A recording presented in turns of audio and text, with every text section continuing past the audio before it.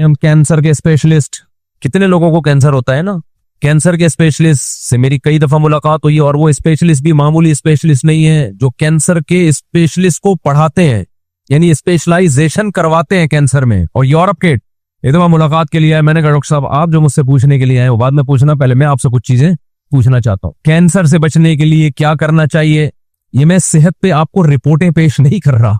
आप कहें मुफ्ती साहब क्या शुगर कैंसर, और ये तो डॉक्टरों का काम है भाई, ये डॉक्टरों से पूछो। मैं तो आपको मेडिकल साइंस की रिपोर्टों से इबरत दिला रहा हूं कि अल्लाह रसूल की बातों से इबरत नहीं होती, डॉक्टरों से ही पूछ लो, इबरत हो जाएगी।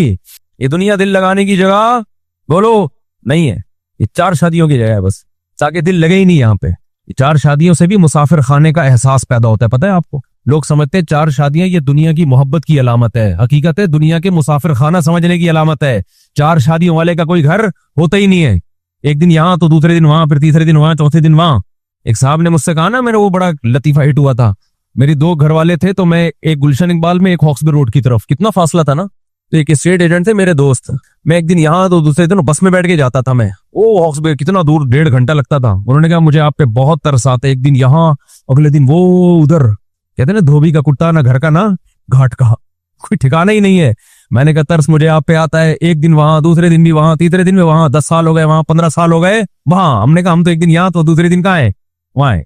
फिर मैंने उनको बताया कि दुनिया मुसाफिर खाना है, इसमें मुसलमान का कोई ठिकाना नहीं, ये घर भर की मोहब्बतें, चारपाइयों से, पलंगों से, दीवारों से, ये उन लोगों का काम है भाई जो दुनिया से मोहब्बत करते हैं। हमारा तो कोई पलंग ही नहीं है, कोई पता नहीं होता आज कहाँ सोना है हमने, रिपोर्ट आ जाती है आज फला जगह की बारी है, चल भाई। मुसलमान का कोई घर, दरो दीवार, ईंटें बोलो नहीं होती। ईंटों से मोहब्बत, पलंगों से मोहब्बत, बिस्तरों से मोहब्बत, ये उन लोगों का काम नहीं है जो दुनिया को मुसाफिर खाना समझते। आपको पता है 2 पैगंबरों ने अपनी कौम को ये नसीहत की थी, सालेह अलैहिस्सलाम ने भी, हूद अलैहिस्सलाम ने भी। हूद अलैहिस्सलाम ने क्या फरमाया, वतत्तखिदूना मसानिअ लअल्लकुम तखलुदून, तुम ऐसे घर बनाते हो जैसे तुमने हमेशा रहना है इसमें। हालांकि अपने पैसों से घर बना रहे थे, कोई रिश्वत के पैसों से नहीं बना रहे थे। सवाल पैदा होता है भाई, जब अपने पैसों से, हलाल के पैसों से घर बना रहे हैं तो पैगंबर को इस पे एतराज क्यों है, क्या घर ना बनाए। अब फिर यहां से मेरा आपका इख्तलाफ क्या हो गया शुरू, इख्तलाफी मसाइल छेड़ देते हैं मुफ्ती साहब। जब मैंने, मेरा ये क्लिप चलता है ना, जाती घर कोई इतनी बड़ी कोई जरूरत नहीं है, तो लोग फिर बहुत एतराज करते हैं। मैंने घर बनाने से मना नहीं किया भाई, बार बार कहता हूं, अगर बहुत आमदन है तो बनाओ, ज्यादा आमदन नहीं है तो मत बनाओ, खाने पीने पे जोर लगाओ फिर ज्यादा। बहुत अल्लाह ने दे दिया पैसा तो ठीक है बना लो, और वो भी इतना बड़ा, इतना बंगला, इतना खूबसूरत, ये बेवकूफों के काम है। तो मैं आपको गुनहगार नहीं समझता ज्यादा मजबूत घर बनाने पर, बेवकूफ और आमक समझता हूं। यानी टांगे कब्र में लटकी हुई हैं, पता है 10-20 साल के बाद मर जाना है, और अरबों रुपए फूक दिए बंगला बनाने पर, तो बेवकूफ नहीं तो और किसे बेवकूफ कहते हैं मेरे भाई। शुगर का स्पेशलिस्ट कह रहा है कोई शुगर की गारंटी नहीं है, कैंसर का स्पेशलिस्ट कह रहे हैं कैंसर की गारंटी नहीं है, हार्ट डिसीज के कभी भी मर सकता है, फिर अरबों रुपए फूक दिए किसमें, सरिये और दीवारों में। इट इज कॉल्ड हमाकत। इसको क्या बोलते हैं, किसी भी अक्लमंद से पूछोगे बोलेगा भाई ये बेवकूफी ही है। तो हूद अलैहिस्सलाम ने कौम से क्या फरमाया, तत्तखिदूना मसानिअ लअल्लकुम तखलुदून, अपने पैसों से, हलाल के पैसों से बना रहे हो, घर बना रहे हो, घर बनाने पे हमें एतराज नहीं है, इतने मजबूत बनाते हो जैसे तुमने हमेशा रहना है यहाँ पे। हालांकि उस कौम की उम्रें हमारी उम्रों से बहुत ज्यादा थी, उनकी हड्डियों में कैल्शियम हमारी हड्डियों में कैल्शियम से ज्यादा था, उनकी हड्डियों में सरिया बहरिया टाउन में बनने वाले बंगले की बुनियादों में सरिये से ज्यादा था। उसके बावजूद पैगंबर उनसे कह रहे हैं तुम ऐसे घर बनाते हो जैसे तुमने यहां से निकलना है ही नहीं, मुसाफिर खाना है भाई, इतना लिफ्ट कराओ इस दुनिया को जितना यहां रहना है। सालेह अलैहिस्सलाम ने भी कौम से यही कहा। सालेह अलैहिस्सलाम ने क्या फरमाया, वतनहितून मिनल जिबाली बुयूतन फारिहीन, चट्टानों को तराशते हो और अंदर बंगले खड़े कर देते हो। कितनी मेहनत लगती है चट्टानों को तराश के बंगला बनाने में भाई, उम्रें बीत जाती होंगी तो, और सदियों तक वो घर अभी भी निशानात हैं। मैं तुर्की गया हूं ना, तुर्की के बॉर्डर पे, वहां आप देखेंगे गारों के अंदर पूरे महल बने हुए हैं। अगर उनको पता होता ना कि ये व्लॉगिंग के काम आएंगे हमारे महल, हमारे मरने के बाद, तो शायद वो इतनी मेहनत ना करते। वो कहते हैं हम तो अपने लिए बना रहे हैं, 50-50 साल लग जाते होंगे उस महल को तैयार करने में। जिंदगी में कितने साल रह जाते, 20-30 साल रह जाते थे। कहते हैं बच्चों के लिए बना रहे हैं, तो बच्चों के लिए आप प्रॉपर्टी लेके डाल दो, अगर अल्लाह ने बहुत पैसा दिया, या घर लेके डाल दो, लेकिन ये जहन में रखो कि जब ये बड़े होंगे ना, ये यहाँ रहेंगे नहीं। अगर बच्चे माँ बाप के घर में रहते ना, तो हम सब आदम अलैहिस्सलाम और अम्मा हुआ के घर में रह रहे होते अभी।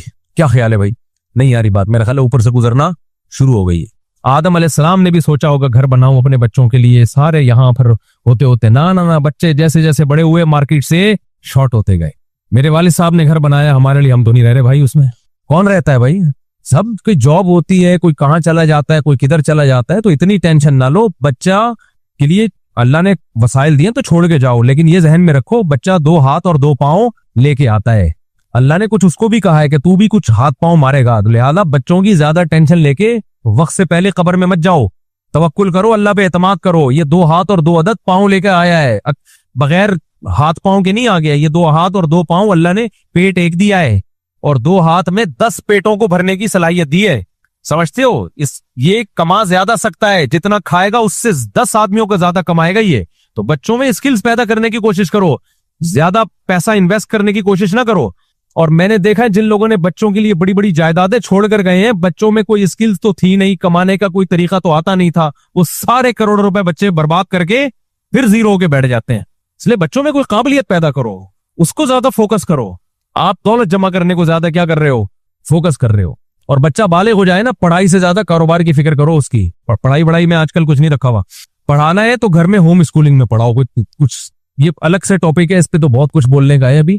तो मुसलमान तो हमेशा तिजारत किया करते थे भाई। जो तिजारत में नहीं चल रहा उसको बोलो तू कमाऊ पूत बनेगा, ठीक है, तू जॉब करेगा जाके। असल तो मुसलमानों का काम क्या है? बोलो ना, बिजनेस है। साहबा ने सबने तिजारतें की। ये तो अंग्रेज के आने से पहले हम तो सारे बाप दादे बिजनेस करते थे, जमींदारी और बिजनेस। ये तो अंग्रेज को दफ्तरों के लिए मुलाजिम चाहिए थे, हम लोगों को उसने बूट पॉलिश पे और कलर बना के बैठा दिया। और अगर जॉब करनी है तो वो जॉब करो जिसमें जिसका कोई विजन हो, यानी किसी इदारे जिसका कोई बड़ा विजन हो, उस इदारे में जॉब करो, ताकि आपकी इस जॉब से इंसानियत को फायदा हो। मिसाल के तौर पर आप गुटखा कंपनी में जॉब कर रहे हो तो उसका क्या फायदा है यार? पेप्सी में जॉब कर रहे हो, उसका क्या फायदा? लोगों को पेप्सी पिला के क्या मिलेगा आपको? टीचर बन जाओ किसी यूनिवर्सिटी में, उसमें आप लोगों को क्या कर सकते हो? गाइड। आप किसी मदरसे में उस्ताज बन जाओ, वहां आप क्या करोगे? लोगों को दीन सिखाओगे। इस तरह की जो जॉब है, फौज में चले जाओ इस नीयत से कि बॉर्डर की हिफाजत करूंगा, इस तरह की जो जॉब्स हैं वो तो मुसलमान को करनी चाहिए। बाकी जो आजकल जिस किस्म की जॉब्स हो रही हैं वो कोई इस्लाम उसको नहीं वो ज्यादा अहमियत देता। खैर, तो वो जो हार्ट स्पेशलिस्ट थे उन्होंने क्या कहा? कैंसर के स्पेशलिस्ट तक पहुंचा था मैं। 3 हो गए ना, एक हार्ट हो गया, एक गुर्दे की कोई शुगर की गारंटी नहीं है, दूसरा आपके दिल की कोई गारंटी नहीं है, तीसरा हो गया कैंसर। बहुत से लोग किससे मरते हैं मेरे भाई? बोलते क्यों नहीं? कैंसर से। तो कैंसर के बहुत बड़े स्पेशलिस्ट मैंने उनसे पूछा, डॉक्टर साहब जरा बताएं, आजकल कैंसर बहुत ज्यादा फैल रहा है, इससे कौन से असबाब ऐसे हैं जिनको हम इख्तियार करेंगे तो कैंसर से बचेंगे? उन्होंने बताया, भाई सबसे ज्यादा जो चीज कैंसर का जरिया बनती है, मोटापा। क्या चीज बनती है? बोलो ना। आप जितना खा रहे हैं आपकी एनर्जी उतनी यूटिलाइज नहीं हो रही, इस्तेमाल नहीं हो रही। इनपुट ज्यादा है, आउटपुट क्या है? कम है। इनपुट 3 पराठे हैं, आउटपुट क्या है? दफ्तर में बैठ के कीबोर्ड से लव लेटर लिख रहे हैं, इसके अलावा या फेसबुक पे कमेंट्स कर रहे हैं, और कुछ भी नहीं है। तो 2 उंगलियां चलाने के लिए 2-3 पराठों की बिल्कुल भी जरूरत बोलो नहीं है। सब यही कर रहे हैं, सब यही कर रहे हैं। हो सकता है मैं कोई ऐसा नहीं हो कि मैं कोई, आप समझ रहे हो कि मुझसे आप पता नहीं कि शायद 2 निवाले सुबह खजूर के चख लेते होंगे। हम सब इस बीमारी में मुब्तला है। हमारी मेहनत कम है और खुराकें क्या है? बहुत ज्यादा। तो मैंने कहा डॉक्टर साहब फिर क्या करना चाहिए? उन्होंने कहा वजन नहीं बढ़ने दो मेरे भाई, खास तौर पे 40 साल के बाद किसी कीमत में वजन बोलो नहीं बढ़ने दो। मीठा क्या करो मेरे भाई? 40 साल के बाद खासतौर पे जो चीनी है इसको क्या कर दो? छोड़ दो। अच्छा, मैंने कहा भाई सिगरेट, और हाँ मैंने कहा और क्या? उन्होंने कहा गुटखा, गुटके से मुंह का कैंसर, गले का कैंसर, तंबाकू से। मैंने तो अपनी खुद जिंदगी में इतने कैंसर के गुटके वाले देख लिए हैं। और क्या होता है भाई? और उन्होंने कहा कि ये होता है कि जी आप सिगरेट पीते हैं तो उससे क्या होता है? बोलो ना, बता दो अपनी जबान। कैंसर का इम्कान बहुत ज्यादा बढ़ जाता है। मैंने कहा अच्छा, सिगरेट भी एक बंदा नहीं पी रहा, गुटखा भी नहीं खा रहा, पान भी नहीं खा रहा, वजन भी उसका क्या है? फिट फाट, जॉगिंग करता है, जिम जाता है, खुराकों पे कंट्रोल है।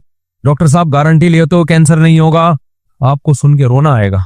इतना कुछ करने के बाद ना वो कहते हैं गारंटी फिर भी बोलो सब कुछ सही आ रहा हो फिर भी हो जाता है। वो मुझे फिर लतीफा याद आता है, सुनाई देता हूं। इतना कुछ करने के बाद भी अब आदमी इतनी मेहनत करे तो डॉक्टर साहब गारंटी दो ना कैंसर नहीं होगा। डॉक्टर साहब कहते हैं कैंसर फिर भी हो सकता है। वो मुझे लतीफा याद आ जाता है। ऐसे मौके पे एक आदमी अपनी बीवी की कभी तारीफ नहीं करता था, उसको अच्छी नहीं लगती थी वो। तो एक दिन बीवी ने कहा कि भाई थोड़ा सा आज मैं मेकअप करती हूँ, कुछ साड़ी अच्छी पहनती हूँ, कुछ चूड़ियां वूड़ियां, बड़ा जबरदस्त जीनत इख्तियार की ना उसने।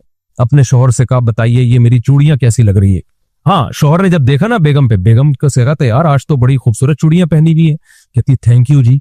आज तो बेगम बड़ा टाइट मेकअप लगाया हुआ है। थैंक यू जी। आज तो तुमने साड़ी भी बड़ी खानदानी पहनी हुई है। बड़ी बेगम खुश हो रही है ना। थैंक यू जी। अच्छी फिर भी नहीं लग रही है। ये सारी चीजें बहुत अच्छी तुमने पहनी हुई है, मगर तुम अच्छी बोलो फिर भी नहीं लगी। हमारे एक दोस्त थे, उनको रंगीन टोपियां पहनने का शौक था जब हम कॉलेज में पढ़ते थे, कलरफुल टोपियां। मुझे ये था कि टोपी पहननी है तो ये सादा चाइना वाली। उनको शौक था नीली पीली ना बत्तियां लगी हुई उसमें, तो बड़ी चमकदार किस्म की टोपियां खरीद के, मेरे क्लास फेलो हैं, बयान भी सुनते हैं। एक दिन मैंने उनसे कहा, मैंने कहा यार ये तुम क्या नीली पीली पहन रहे हो? कह रहे यार अच्छी नहीं लग रही टोपी। मैंने कहा देखो टोपी का अच्छा लगना काफी नहीं है, टोपी पहन के बंदा भी अच्छा लगे। ये टोपी वाकई बहुत खूबसूरत है, इसे पहन के बंदा अच्छा नहीं लगता। मैंने कहा आप क्या करो, चूड़ियां पहन लो। चूड़ियां तो खूबसूरत होंगी लेकिन बंदा पहन के अच्छा लगेगा चूड़ियां पहन के। एक बड़ा खूबसूरत सा दुपट्टा है, उसमें वो पीको शीको हुआ हुआ है, दुपट्टा तो बड़ा खूबसूरत है, लेकिन वो जब आदमी पहनेगा तो अच्छा लगेगा। तो हर अच्छी चीज इस्तेमाल के बाद वो चीज तो अच्छी होती है, जरूरी नहीं कि बंदा भी अच्छा लगना शुरू कर दे वो। तो उस आदमी ने अपनी बेगम के हर चीज की तारीफ की, आखिर कहा अच्छी तू फिर भी, ये सारी चीजें अच्छी है मगर तू अच्छी नहीं लग रही। तो डॉक्टर साहब की उस बात से ना मुझे ये लतीफा याद आया। मैंने कहा डॉक्टर साहब उसने सिगरेट भी छोड़ दी, गुटखा भी छोड़ दिया, पान भी छोड़ दिया, एक्सरसाइज भी कर ली, खुराक पे कंट्रोल भी कर लिया, कैंसर से बचने की गारंटी फिर भी नहीं है। इसका यह मतलब नहीं है कि आप एहतियातें ना करें, चांसेस बहरहाल कम हो जाते हैं। जो हमारा लाइफ स्टाइल है उसमें तो शुगर कभी चांस है कि 90% शुगर भी होगी, कैंसर भी होगा, ब्लड प्रेशर भी होगा, अटैक से भी मरोगे। जो नहीं मरे अब तक उन पे हैरान हो गए ये मरे क्यों नहीं अभी तक। तो मैं ये नहीं कह रहा कि आप एहतियात ना करें, लेकिन गारंटी डॉक्टर साहब की तरफ से मेरे भाई बोलो कोई भी नहीं। और इससे आगे चल के एक और बात करता हूं मैं, अगर डॉक्टर गारंटी ले भी ले, डॉक्टर कहे भाई तेरा लाइफ स्टाइल इतना खानदानी है ना, ओहो हो, कि अभी WHO की एक रिपोर्ट आई है कि जिसका ऐसा लाइफ स्टाइल होगा उसके बारे में WHO की तरफ से गारंटी है कि ना इसको कभी शुगर होगी, ना ब्लड प्रेशर होगा, ना इसके गुर्दे कभी खराब होंगे, ना इसको हार्ट अटैक होगा, ये 150 साल जिएगा। ये अव्वल तो ऐसी कोई गारंटी है नहीं। फर्ज करो साइंस ने इतनी तरक्की कर ली कि ऐसी चीजें इजाद हो गई हैं कि अब जी 150 साल तक ये मेडिसिन जो लेगा या ये खुराक जो खाएगा वो कब तक जिंदा रहेगा? 150 साल तक। फर्ज करो साइंस ने तरक्की कर ली। मुझे एक बात बताओ, कराची में जो गटर के ढक्कन है उनकी कोई जिम्मेदारी लेगा? चलता हुआ आदमी कहां गिर जाता है? बोलो, ना शुगर थी ना ब्लड प्रेशर था, गटर देखता है कि चूंकि ये शुगर भी नहीं है, इसको WHO ने सर्टिफिकेट दिया 150 साल जिंदा रहेगा, लिहाजा इसको नीचे गिरने से क्या कर लो, रोक लो। ट्रक वाला जब ट्रक चला रहा होता है वो ये देखता है कि ये सेहत के सर्टिफिकेट लेके घूम रहा है या नहीं घूम रहा, वो कुचलता हुआ बोलो जाता है। कोई गारंटी नहीं है भाई। आप कह सकते हो ये हादसा, अमेरिका में तो गटरों के ढक्कन होते हैं, चलो हम अमेरिका चलते हैं, वहां जाके रहेंगे, वहां ये हादसा का चांस कम है। भाई वहां जब हादसा होता है तो होलसेल के हिसाब से पब्लिक जाती है, यहाँ तो एक बंदा मरेगा दूसरा सुधर जाएगा कि सड़क पे चलो ही नहीं, ट्रक मारता है। जापान में ट्रेन कितनी जबरदस्त, जापान ने ट्रेन की टेक्नोलॉजी में तरक्की की है, लेकिन ट्रेनें वहां भी उलटती हैं। और जब जापान की ट्रेन उलटती है ना तो 500 किलोमीटर फी घंटा जो हमारी ट्रेन उल्टेगी ना, उलटने से पहले आप छलांग लगा सकते हो। हकीकत है, इतना चांस देती है वो, क्योंकि ऐसे छकाछक चल रही होती है और खड़खड़ खड़खड़ की आवाजें आती है, पहले इंजन हिलता है, ट्रेन, आपको अंदाजा हो जाता है कि भाई कुछ ज्यादा ही हो गया आज। बहुत मौका मिलता है कि भाई छलांग लगा ले तू। ये जो 500 किलोमीटर पर आवर से भाग रही है ना, अल्लाह ना करे जब उसमें हादसा होता है तो फिर छलांग लगाने का मौका ऐसे गाजर मूली तरह कटते हैं लोग, जहाज भी गिरते हैं। मैं एक सफर कर रहा था, एक पायलट ने मुझे बताया, जहाज में पायलट ने, तो हर तबके से जब आदमी मशहूर होता है तो हर तबका जानने लगता है, तो दोस्ती हो जाती है। एक आपको दिलचस्प वाकया बताऊं, मैं सऊदीया जा रहा था तो एक खुशबू मैंने बड़ी खानदानी लगाई हुई थी, तो एयर होस्टेस को वो खुशबू बड़ी पसंद आ गई।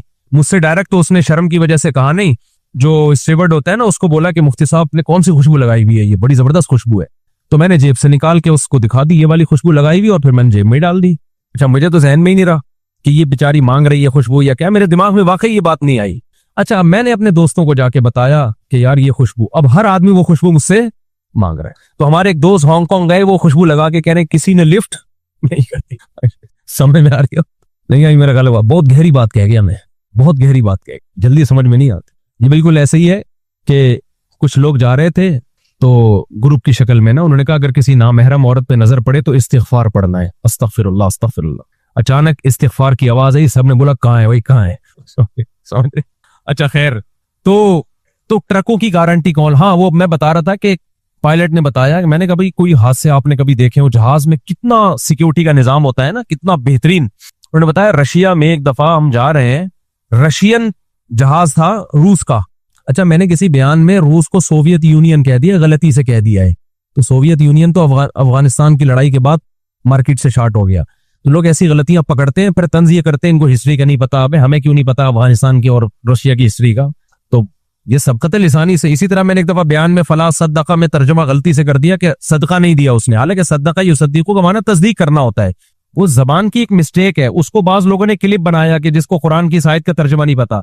सदका युसद्दीकु तस्दीकन, ये तो पूरी गर्दान सुना दूं मैं आपको। तो वो मुंह से गलती से निकल गया। वो बयान में बाज दफा ध्यान कहीं और होता है, तो सदका में वो लफ्ज आ रहा है ना, और फिर कुरान में हमेशा नमाज सदका साथ ही है, इसलिए तवज्जो नहीं गई उस तरफ। तो लेकिन लोग एकदम गलती पकड़ के क्लिप बनाते हैं जो कुरान नहीं आता। तो ऐसी सबकत लिसानी जिसे कहते हैं ना, जबान से आदमी सोच कहीं और होती है कहीं और, तो उसको एकदम से फतवाना लगा दिया कि करें किसी के बारे में।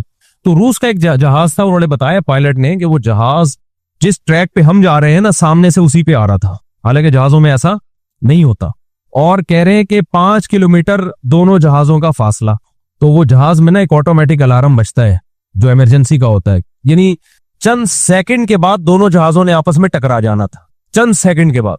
पीछे मुसाफिरों को कुछ नहीं पता था क्या हो रहा है, लेकिन आगे पायलट की हालत क्या हुई होगी आप सोचो कि 5-10 सेकंड के बाद हमारे परखचे उड़ जाने। कह रहे वो अल्लाह का फजल ये हुआ कि वो कोई ऑटोमेटिक सिस्टम लगा होता है, उसने टर्न लेफ्ट का कहा और सामने वाले जहाज को बोला टर्न लेफ्ट, तो उसने इधर लेफ्ट किया इधर। ये 1-2 सेकंड के अंदर करना होता है पायलट ने। हालांकि ऐसे मौके पे इंसान बौखला जाता है कि भाई ये क्या हो गया, पता चला टर्न लेफ्ट बोला और उसने राइट कर दिया। तो कह रहे वो लेफ्ट हुआ है और दोनों जहाज यूं गए हैं ऐसे करके, सलाम दुआ करते हुए, अलेक्स सेलेक्ट करते हुए। पीछे लोगों को नहीं पता क्या हुआ है, वो तो थोड़ा सा हिले और सीधे हो गए। तो मैंने कहा ऐसा हुआ क्यों है, सिस्टम की खराबी? उन्होंने कहा नहीं, रशिया में बाज दफा पायलट पी के निकलते हैं। हालांकि कितना उनका सिस्टम है चेक करने का पायलट का ना, अल्कोहल कितनी इसकी बॉडी में है, बहुत जबरदस्त सिस्टम है। इसके बावजूद भी भाई ये सिस्टम इंसान का बनाया हुआ है, इंसान से गलती। वो पायलट पी के निकले थे तो पायलट समझ रहा था पायलट हो गया उल्टा, मेरा ख्याल है ये पीने के बाद जो है ना वो उल्टा होता है, तो वो हो गया उल्टा। वो समझा कि जहाज उल्टा हुआ है, तो जहाज को सीधा करने की कोशिश की होगी उसने। एक शराबी जैसे है ना वो मशहूर वाकया है कि शराब कितनी बुरी चीज है, देखो आप, दोनों जहाजों के परखचे उड़ा देने थे उसने। खैर बच गए, पता नहीं केस वेस हुआ उनके खिलाफ क्या हुआ होगा। तो बाहर मुल्कों में ये होता है, ज्यादा पी ली, टेस्ट में आया नहीं और पी के जहाज खुद उल्टे हो गए। वो समझे कि हर चीज को सीधा करने की कोशिश में लगे हुए, अपने आप को सीधा करने के बजाय सारी चीजें उल्टी कर दी। वो एक शराबी था ना, फायर ब्रिगेड के हमले में था, तो शराब पी के चला गया। वो सबसे ज्यादा मेहनत उसी ने की, जा जाके लोगों को निकाल निकाल के आ रहे, 1 बंदा 2 बंदा, लोग कह रहे यार क्या हो गया, 10-15 बंदे निकाल दिए उसने ना। तो बाद में पता चला जितने भी फायर ब्रिगेड के हमले के लोग थे ना, जो आग बुझाने गए हुए थे, कमबख्त उन सबको निकाल के ले आया। समझ में आ रही है? ये है पीने के साइड इफेक्ट। इसलिए शराब पी के तलाक दोगे, तलाक हो जाएगी, खूब अच्छी तरह जहन में रखो, क्योंकि शरीयत में तलाक का मदार जबान पर है और शराब शरीयत में काबिल उज़र नहीं है, खूब समझ लो। तो ये जो कहते हैं ना शराब पी के तलाक नहीं होती, इसकी कोई मजबूत दलील नहीं है कोई इसकी। सलासुन जिद्दुहुन्ना जिद्दुन व हज़लुहुन्ना जिद्दुन। अब आप कह सकते हो उसको तो दिमाग ही काम नहीं कर रहा, तो पीने से पहले तो दिमाग काम कर रहा था ना, क्यों पी? जब पता था कि कुछ भी हो सकता है। इसलिए शरीयत में शराब आपने पी और किसी को चाकू मार दिया गलती से, तो आपसे किसास लिया जाएगा। यूरोप में तो ये उज़र है कि आप पी हुई थी, आपको पता नहीं चला। इस्लाम में शराब उज़र नहीं है, बंदा मार दिया आपको कत्ल किया जाएगा, किसास लिया जाएगा। आपका ये कहना कि मैं पी हुई थी, मुझे नहीं पता चला था, इसलिए मैं समझा गाय ज़बा हो रही है तो मैं बंदा मार दिया, बंदा ज़बा कर दिया, तो इस्लाम में ये उज़र काबिल कबूल नहीं है। इसलिए कि इस्लाम ये कहेगा कि पी तो अपने इख्तियार से है ना, शराब पीने से पहले तो दिमाग काम कर रहा था ना, जब आपको पता था पीने के बाद कुछ भी हो सकता है, तो आप फिर खुद जिम्मेदार हो हर अमल के।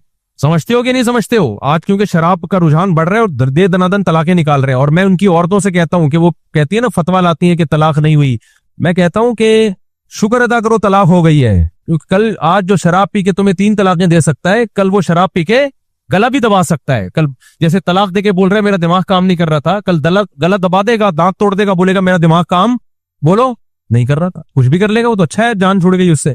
तो खैर, तो अब देखो कितना, यानी अब कितना जबरदस्त सिस्टम है, फिर भी हादसे का इम्कान जहाज में ऐसा नहीं होता कि 100% क्या हो जाए, इम्कान ही खत्म हो जाए, ना ना ना, इम्कान नहीं खत्म होता। और पीआईए में तो अल्हम्दुलिल्लाह आपको पता है, पीआईए के अलावा ज्यादा नहीं बोलता मेरे भाई, हमारी अपनी एयरलाइन है, फिर वो लोग गुस्सा करते हैं, आपको तो चाहिए पीआईए को प्रमोट करें, तो आप खुद सफर करें पीआईए में। अच्छा खैर, तो मैंने वो डॉक्टर जो कैंसर के थे, मैंने उनसे पूछा कि फिर क्यों हो जाए कैंसर, जब वो सिगरेट से भी बच रहा है, पान गुटखे से भी बच रहा है, चीनी भी नहीं खा रहा, वजन भी मेंटेन है, तो फिर क्यों हो रहा है। उन्होंने बताया भाई बाज दफा हवा से उड़ के कोई ऐसा जरसूमा पेड़ में चला जाता है, वो कैंसर का जरिया बनता है। और बाज दफा क्यों होता है ये डॉक्टर को भी पता नहीं है। मेडिकल साइंस ने तरक्की की है, लेकिन अभी तरक्की की इंतहा को नहीं पहुंची है। मेडिकल साइंस ये दावा नहीं कर सकती कि सब कुछ पता चल गया है हमें। जो पता चला है वो रिपोर्ट सामने रख देते हैं, जो नहीं पता चला वो तो बहुत कुछ है जो नहीं पता चला। तो हादसे भी हो जाते हैं और बाहर मुल्कों में भी होते हैं हादसे। जब कोरोना आया है, कोरोना, तो बताओ इसने पाकिस्तान में ज्यादा तबाही मचाई है या तरक्की याफ्ता मुल्कों में? तरक्की याफ्ता मुल्कों में ज्यादा तबाही फैली है इससे। वजह क्या थी कि वो सेहत का बहुत ज्यादा ख्याल रखते हैं। उस बहुत ज्यादा ख्याल की वजह से उनका इम्यून सिस्टम क्या हो गया, यही चीज उनकी मौत का जरिया बन गई। हमारे यहाँ मच्छर, अल्हम्दुलिल्लाह, मैंने डॉक्टर को कहा जब कोविड हो रहा था, मैंने कहा डॉक्टर साहब मेरे कितने चांसेस है कोविड से मरने के? उन्होंने कहा बहुत कम चांसेस हैं। आपको कभी मलेरिया हुआ? मैंने कहा हुआ है। उन्होंने कहा कम चांसेस हैं। मलेरिया वालों को कोविड से मरने का चांस क्या है? एक दफा मच्छर ने कोशिश कर चुका है मारने की उनको, मच्छर एक दफा मारने की पूरी कोशिश कर चुका है, नहीं मरे। अब उनका जो इम्यून सिस्टम है वो क्या हो गया, वो ताकतवर हो गया। कोरोना से मरने का चांस, उनकी तहकीक थी वल्लाहु आलम कि उनकी एक थ्योरी थी, या आप कह लें कि रिसर्च के लिए एक उनका एक राय थी, जो चीज इंसान की हयात का जरिया होती है वही चीज उसकी मौत का जरिया बन जाती है। भाई मैंने कहा कि आपने मौत के सारे असबाब इख्तियार कर लिए कि अब ये भी नहीं होगा, ये भी नहीं होगा, तो जहाज में बैठोगे, जहाज क्या हो जाएगा? पायलट हो सकता है ज्यादा पी के निकला हो, कुछ भी नहीं हो सकता बाहर से। कोविड में देखो ना, करोड़ों लोग दुनिया से गए हैं, करोड़ों, लाखों नहीं है, कितने मरे हैं? करोड़ों लोग मरे हैं, करोड़ों। हो सकता है दोबारा कोई ऐसी वबा आ जाए, क्या ख्याल है भाई? और पहले वबाएं आती थी एक खास इलाके तक, अब दुनिया में कहीं भी कोई वबा आएगी ना तो पूरी दुनिया में लाजमी फैलेगी, क्योंकि दुनिया एक ग्लोबल विलेज की तरह बन चुकी है, ट्रैवलिंग सब जगह हो रही है, आप उसको किसी खास इलाके तक रोक नहीं सकते। तो वबाएं आती रहेंगी, लोग मरते रहेंगे। तो इसलिए कॉन्सेप्ट को क्लियर करना पड़ेगा मेरे भाई, ये दुनिया दिल लगाने की जगह है या दिल लगाने की जगह नहीं है। अगर आपने दिल लगा लिया यहाँ तो हर वक्त मौत से डरते रहोगे। पैसा कमाओगे तो हर वक्त इसकी फिक्र कि ये पैसा किसी तरह से मैं इस्तेमाल कर लूं, खा लूं। तो चाइना वाले क्या करते हैं, वो जो मैंने मलेशिया में व्लॉग बनाया था ना, उसमें चाइना ने क्या किया कि यार जब इतना पैसा हमने कमाया है, हमने मेहनत से कमाया, हम मर गए तो बाद वाले फ्री फोकट में खाएंगे। हालांकि वहां तो विरासत का निजाम भी नहीं है, तो उन्होंने कब्रें बनवाई हैं कि ये सारी दौलत हमारे साथ कब्र में दफन की जाए। और ये रिवाज फिरौन के जमाने से चला आ रहा है। पहले गैर मुस्लिमों में ही बहुत रिवाज था, उनको तवक्को नहीं होती थी कि हम ऐसे मर जाएंगे, तो वो क्या करते थे, मौत के वक्त वसीयत करते कि ये सोने चांदी के ढेर और ये इतनी दौलत हमारे साथ कब्र में दफना दो। दिल छोटा होता है ना कि मेरे बाद फ्री फोकट में खाएंगे ना लोग, कुछ मेहनत तो है नहीं इनकी, और याद भी नहीं रखेंगे थोड़े दिनों तक। दुनिया परस्त लोग तो अपने माँ बाप को याद भी नहीं रखते, दीनदार आदमी तो अब्बा की विरासत खाता है तो सारी जिंदगी दुआओं में याद भी रखता है। आज मैं मिलता हूं बहुत से दीनदारों से, कल मैं मिला, बहुत अल्लाह ने उनको नवाजा, कहते हैं यार ये सब मेरे वालिद की मेहनत है, वालिद साहब की, मेरा क्या है, ये दुकान वालिद साहब ने बना के दी थी, इंतकाल हो गया, बस हम तो कहते हैं उनके लिए दुआएं करते हैं। तो ये तो नेक लोग करते हैं, वरना दुनियादार आदमी तो 3-4 दिन में अब्बा को क्या करता है, भूल जाता है। तो अब क्या किया चाइना वालों ने, वहां बहुत बड़ा कब्रिस्तान ना, जो बड़े बड़े मिलियंस और बिलियनियर्स जो है वो वहां पे दफन होते हैं, वो क्या करते हैं, अब वो कब्रिस्तान एक बिजनेस बन गया है। बड़े लोग वहां दफन होंगे तो जमीन की कीमत बढ़ गई, तो अपनी जिंदगी में कब्र खरीदते हैं और फिर क्या करते हैं, कब्र खरीदने के बाद उसी दौलत समेत उस कब्र में दफन हो गए। लेकिन आपको पता है चरसी दुनिया में हर जगह होते हैं, हीरोइन ची अल्हम्दुलिल्लाह दुनिया में हर जगह। अभी हमारे यहाँ ये हुआ है कि परसों रात को 2:30-3 बजे खटपट की आवाज आई गार्ड्स को, ये बाहर निकले तो 3-4 चरसी बिजली के खंबे पे चढ़े हुए हैं, चरसी नहीं हीरोइन ची थे, और 2-4 रैकी कर रहे हैं क्योंकि देख तो नहीं रहा, एक के पास गदा गाड़ी। ये मैं इसलिए बता रहा हूं ताकि आप लोग जरा मोहल्ले में होशियार हो जाएं। इन्होंने जाके उन चरसियों को उतारा, सबको अरेस्ट करके हाथ बांध के यहाँ मस्जिद में लाके बिठा दिया। आप उनकी हिम्मत देखो यार, कितना, मेरा ख्याल है 100 किलो से ज्यादा वजनी लोहा होगा, वो जो प्लेटें लगी होती है उसका नाम मुझे नहीं पता, वो उन्होंने कटर से किस तरह नट काट के उतार लिया। इतना भारी भरकम, इतनी भारी प्लेटें, ठीक ठाक भारी लोहा था, और उनकी सेहतें आप देखो तो ऐसे पसलियां निकली हुई है उनकी। हीरोइन जी की क्या सेहत होती है, चढ़ा कैसे ऊपर, फिर हमने कैमरों से देखा, हमारे कैमरे लगे हुए ना, तो चढ़ते हैं और कैसे काट रहे हैं, ऐसे कट रहे थे उनके पास, cut cut cut cut cut ऐसे। असलहा नहीं था उनके पास, इसलिए मैंने उनको बोला हाथ हल्का रखो, असलहा नहीं है। असलहा होता है ना, डाकू पे हाथ हल्का नहीं रखना चाहिए। तो वो जब चर्सियों को, हीरोइनचियों को नीचे लाए, ये लोग गिरफ्तार कर लिया हमने। फजर की नमाज के बाद जाके उनका मुआयना किया ना, मैंने कहा इनको पहली फुर्सत में छोड़ दो, कोई भी मरा गया ना हमारे लिए बस क्योंकि लग रहा था सर्दी है ना, सर्दी। एक तो कांप रहा था, कह रहा था भाई, अच्छा उसको उसकी फिक्र नहीं थी प्लेटों की, एक को वो अपना पाइप चाहिए था, पाइप गुम गया था। फिर उसने कहा मैं मर जाऊंगा मुझे अगर पाइप नहीं मिला। हमने कहा भाई पाइप ला के दे इसको, ये मर गया तो ये नहीं मरेगा, हम मरेंगे, केस बनता है। आपको पता है ना, हमारी मस्जिद से लाश मिली है।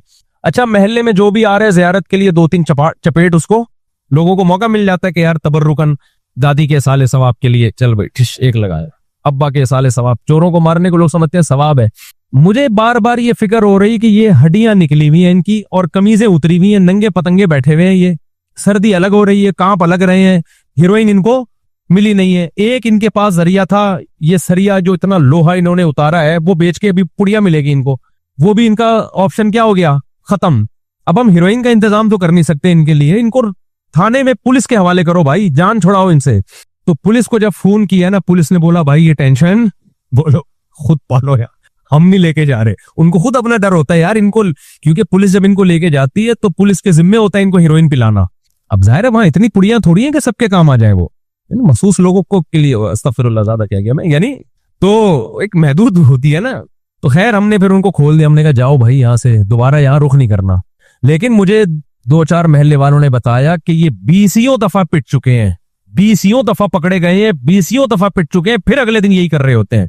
हकीकत यह है कि कसूर इन हीरोइनचियों का नहीं है, कसूर सिस्टम का है। अब जिसको लत पड़ गई है वो तो पिएगा, वो तो उसने बताया कि हम नहीं पिएंगे, मर जाएंगे हम। बाप बताओ ये गवर्नमेंट की जिम्मेदारी है या नहीं है कि यार इनको नफ्सियाती हॉस्पिटल में लेके जाओ, या जो नशा छुड़वाने वाले इदारे होते हैं वहां लेके जाओ, तुम इनका नशा छुड़वाने की कोशिश करो।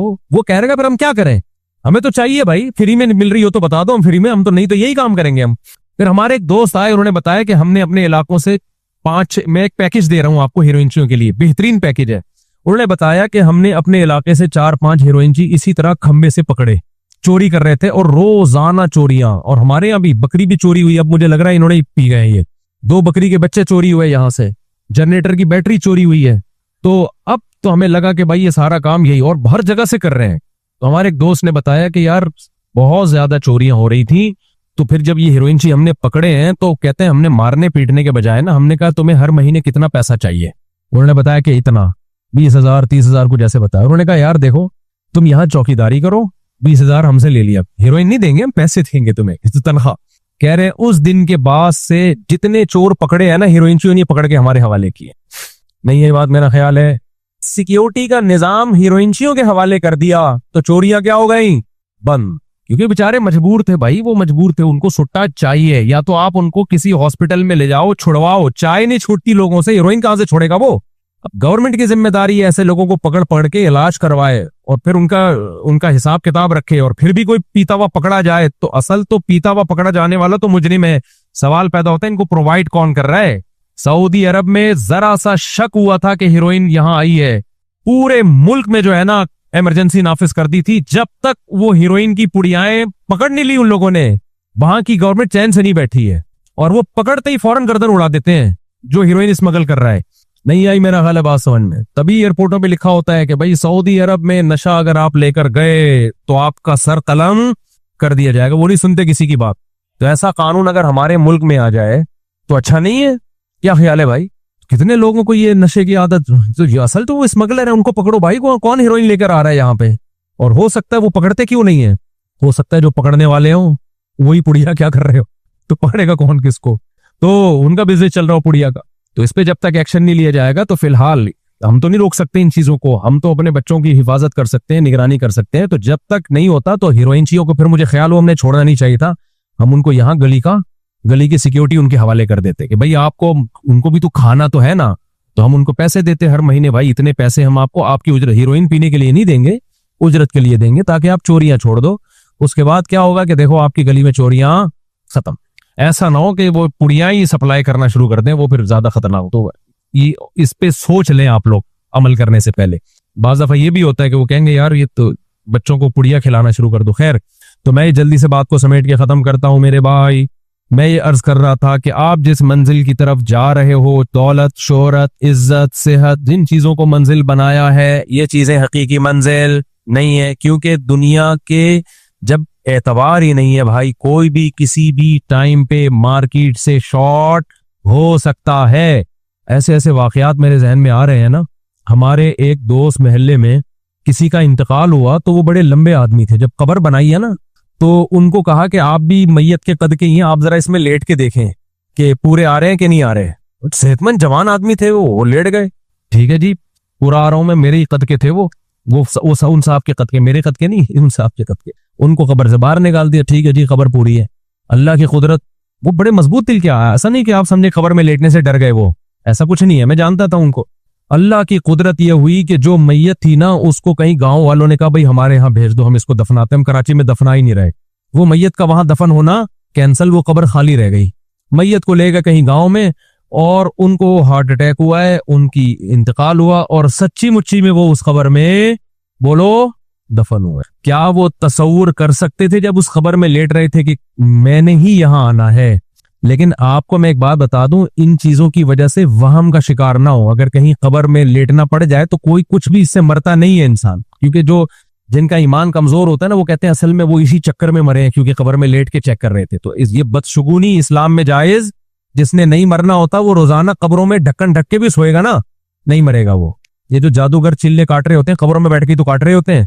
लेकिन बस अल्लाह ने बता दिया भाई, तू ये समझ रहा था तूने यहां आना ही नहीं है अभी, लेकिन ये खबर किसके लिए है तो अच्छी तरह नाप के देख ले, कल तूने ही यहां आना है। तो मेरे भाई, जब ऐसी बेसबाती किसी भी टाइम पे मार्केट से शॉर्ट हो सकते हो, तो फिर दौलत कमाओ जरूर। दौलत को हदफ बोलो नहीं, हदफ सिर्फ आखिरत। तो आखिरत के लिए फिर मेहनत करोगे ना, फिर पैसा भी कमा लो आखिरत के लिए कि भाई मैं सदका खैरात ज्यादा करूंगा, मैं रिश्तेदारी जोड़ने में पैसा खर्च करूंगा, मैं बूढ़े माँ बाप को खिलाऊंगा, इसलिए मैं कर रहा हूं, मैं 4 शादियां करूंगा। इस नीयत से भी पैसा कमाओगे, इंशाअल्लाह अल्लाह की कसम सवाब मिलेगा आपको। मैं 4 औरतों की कफालत करूंगा, इस नीयत से पैसा कमाओ। मैं नस्ल बढ़ाऊंगा, इस नीयत से पैसा कमाओ। मैं जो है वो मदद करूंगा मजलूमों की, और मैं इसलिए भी पैसा कमाऊंगा, अपने लिए भी कमाता है कि ताकि मैं किसी के सामने हाथ ना फैलाऊं। ये तो सबसे बड़ी वजह है पैसा कमाने की, क्योंकि अल्लाह को ऊपर वाला हाथ पसंद है, नीचे वाला हाथ अल्लाह को पसंद बोलो नहीं है। तो आपकी नीयत आखिरत हो गई। जब आखिरत हो गई तो अब आपकी कोशिश जाया नहीं जाएगी। पैसा आ गया तो भी कामयाब, नहीं आया तो भी कामयाब। तो मेरा इसी तमहीद में आज बयान लंबा हो गया, तो वक्त भी पूरा हो गया है, मैं इसको यहाँ खत्म करता हूँ। अगले जुम्मे फिर आगे हम कोशिश कर रहा हूँ कि इससे अगले स्टेप की तरफ जाऊं मैं, लेकिन क्या करें, तो नहीं जा रहे। तो आपने कौन सा एमए इस्लामियात के कोई पेपर देने, थीसिस लिखने हैं?